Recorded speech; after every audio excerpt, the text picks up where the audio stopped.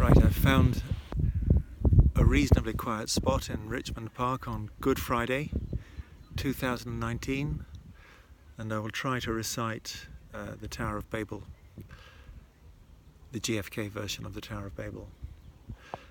There was a time when everyone once spoke a global native tongue, and from the Nile to Timbuktu a chap could say, "How do you do?" and know that without wasting time he'd get the answer, "Thanks, I'm fine." It was so easy to relate. Communication on a plate. But then, und dann, mais puis, potom, it got, es war, skажем, moins bon. To simple greetings like hello, weird sounds came back like, hey gringo. And warm words such as, hi, it's me, might meet with, ach, und wer sind Sie? For suddenly, out of the blue, linguistic muddle rose and grew, and people who were once in touch now found they all spoke double Dutch. And meanings that were plain as day grew clear as mud, I fear to say. This landmark for the human race occurred in a historic place called Babel, as in Babylon, or Babel, as in talk gone wrong.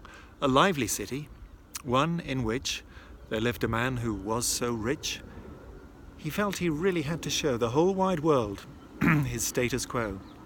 He planned to build a huge great tower to symbolize his might and power, so everywhere across the earth they'd get to see his wealth and worth, and necks would crane and jaws would drop and voices gasp, "Hey, where's the top?" You should have seen the drawing board.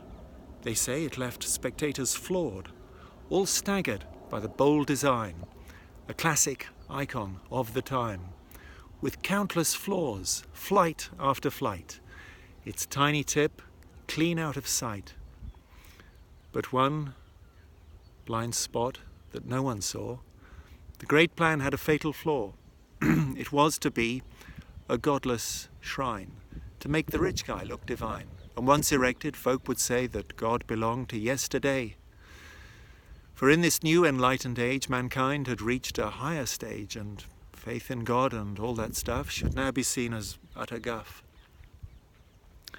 The plans were passed, it all looked great, but then, alas, things went pear-shaped.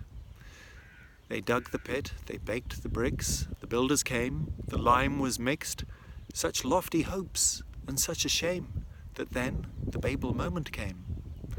The big boss made some short remark along the lines of, "Right, let's start." But no one had the slightest clue of what they were supposed to do. Someone declared, "Ça change sous-moi." Another said, "Je comprends pas."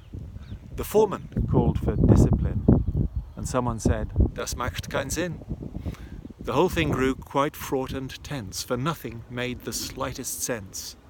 The words poured forth, the volume grew, no message though was getting through, until they saw its true meaning. Our global tongue's a bygone thing. A lingua franca world as one, now like the dodo, dead and gone. And out of all this gibberish, the gist they saw boiled down to this: we're wasting time. This job is through. We all have better things to do.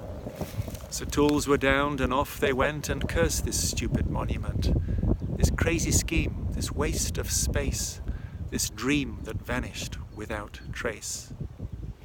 Attorneys called it under law some funny phrase like force majeure, but normal folk made comments like, "Thank God for that, it serves them right.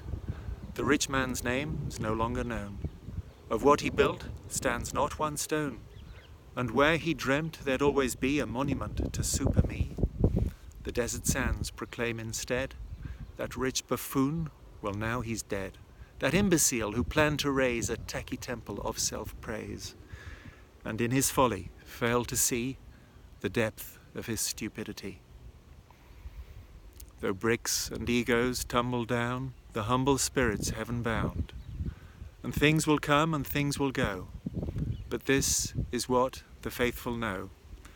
The Spirit calls us all to love, and life's a gift from God above. I hope you enjoyed that.